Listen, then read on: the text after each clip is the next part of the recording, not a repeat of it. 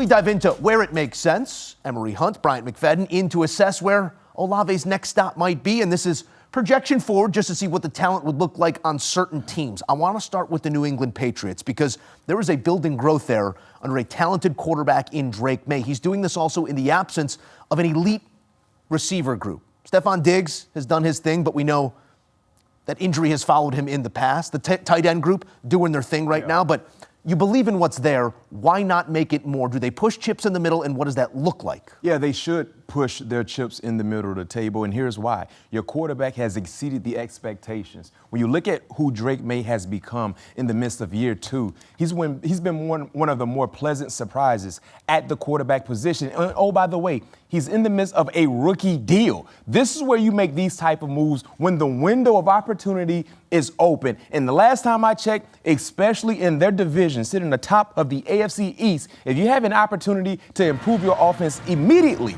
go out and do it. You look at what Stephon Diggs has done, really good numbers. You look at Keyshawn Boutte, he's been the biggest surprise in their wide receiver room based on what he's done, along with scoring touchdowns. But you still need to add depth and playmaking ability to their offense. I think it makes all the sense in the world for the New England Patriots to at least see what it will take to get a guy like Chris Olave. On a scale of 1 to 5, with 5 being the highest, I give this one a 3. Okay. The reason why I love the growth we've seen so far from Keyshawn Boutte, and he was, an afterthought in 2022. Then you see what they've done so far with Demarius Douglas, another guy, a young guy that's growing in the right direction. Yeah, you don't know how long you're going to get out of Stephon Diggs, so it does make some sense to have another Chris Olave, but for this group and how they're growing together, I kind of like them to keep this kind of group together because they also still have rookie Kyle Williams, and they still have Efton Chisholm, who had great chemistry with him in the preseason. So for me, I like it. I don't love it. 3 for me would be the median. You make a good point, in the contract details of not just Chris Olave, but Stephon Diggs as well. Olave would likely be a replacement down the line for Diggs. They would exist this same season together, but a talent like Olave is going to take some real capital to get him on your team. In that case, you're going to want to sign him long-term, and that's a big deal coming for Chris Olave. The Bills are our next team. Let's say the Patriots are ahead of schedule.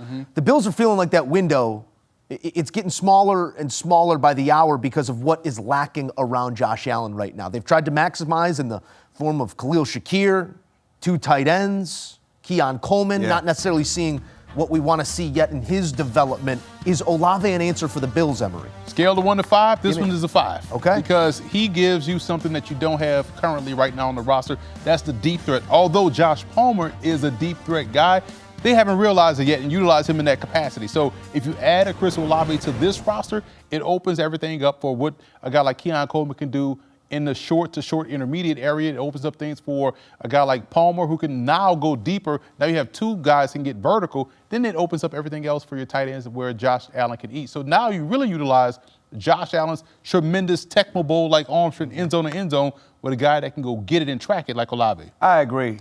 This should be an all-in situation for the Buffalo Bills because currently they do not have a wide receiver 1. They don't. Right now, best case scenario, Khalil Shakir is their best wide receiver, but on most offenses, he would be a 2. But because of the lack of that star power for them at wide receiver, he's been forced to be the number 1 guy. And for Buffalo, they have championship aspirations. So right now, what we're seeing from their wide receiver unit, we haven't seen the playmaking happening consistently for them to be able to live up to that billing. And if you're Buffalo, if you're Brandon Beam, yes, this is a guy I agree. You got to go get him because clearly this is a place that's a major need in terms of what you're lacking when it comes to pass catchers. And when you say championship aspiration, that is a road that more likely than not will again run through the Big Red Machine in Kansas City. You look at that pass catching group and the continuity for the first time we saw it, that trio, you're going to need more firepower for Josh Allen and that offense. Mac, I come to you first on this next one. Obviously, the Pittsburgh Steelers showing these early season signs of life once again, but the question is not who you are now, it's who you are going to be after the stuffing and turkey on Thanksgiving. Is this the answer for your Steelers? Yes, this is another need.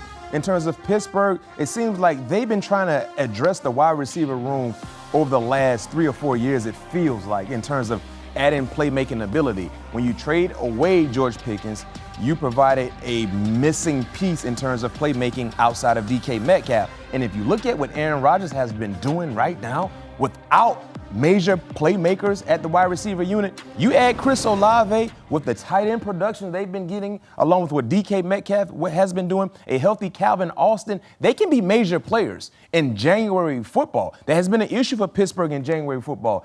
The lack of playmakers with guys that carry the football. Chris Olave, to your point, he can get behind coverage like DK Metcalf does, but he does so with more fluidity in terms of how he runs his routes. I look at Aaron Rodgers, 1 to 5, I'll give this one a 2. What? Yeah, because hear me out. Because he made the scale. I made the scale because I want people to have the idea of what we're going with this, right? Because when you look at Aaron Rodgers and what he likes from his receivers, he likes to have that extrasensory perception with those guys. That's ESP, by the way. Oh, we got, you know what I'm saying? So, but when you look at Chris Olave, I don't think that's his game, although he comes for that wide receiver factory at Ohio State. When you look at how he's played in New Orleans, there are a lot of times where whoever's the quarterback, he's always not really on the same page, right where he's supposed to be. And we know how that is going to fare with Aaron Rodgers. Aaron Rodgers will make him not play because he's not where he thinks he's supposed to be. What are you talking about? Are you not seeing what Aaron Rodgers have done with nobody, really?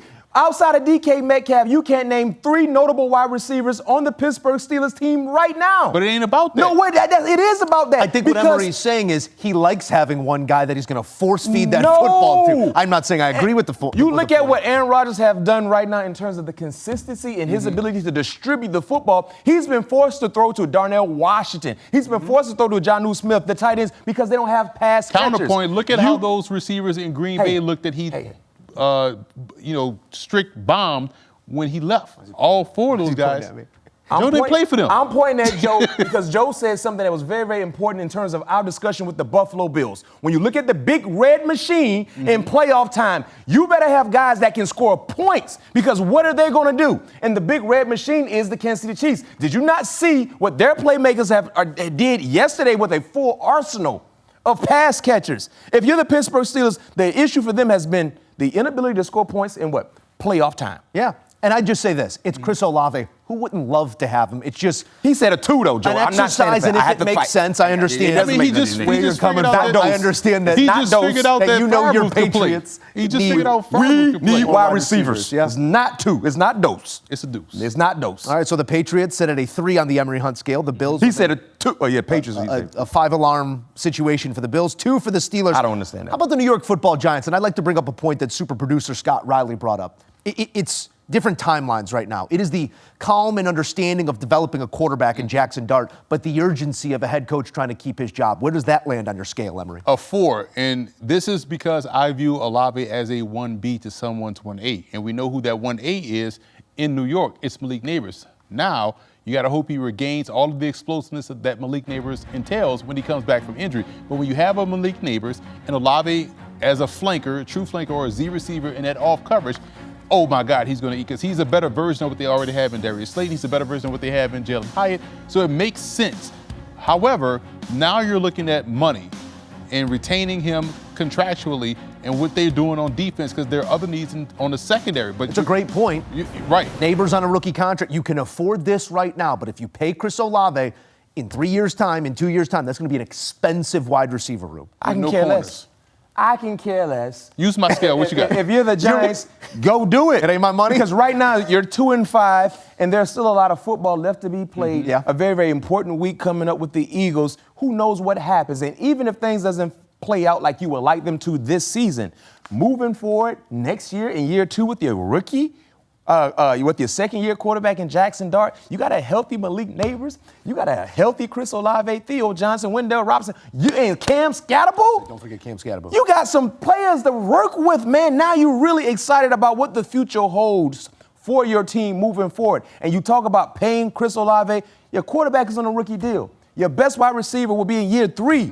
You have time to understand and know what the money, what the market will look like for a guy like Chris Olave. So I really love this because it's about the maturation process for your young quarterback. When you look at guys that have really excelled in the National Football League, what their teams does is what? Give them more toys to play with. We saw that with Jaden Daniels, with them bringing in Deebo Samuels, adding more playmakers. So for Giants, if you can make this happen, do it. Again, it's going to be premium compensation to get a wide receiver like Chris Olave on your roster. Yeah. November 4th, fast approaching. We'll see if and where he does eventually land. A look here at the Saints, their last 10 on the road specific, 1-9, 14.6 points per game, and I'd say a good portion of those, Chris Olave.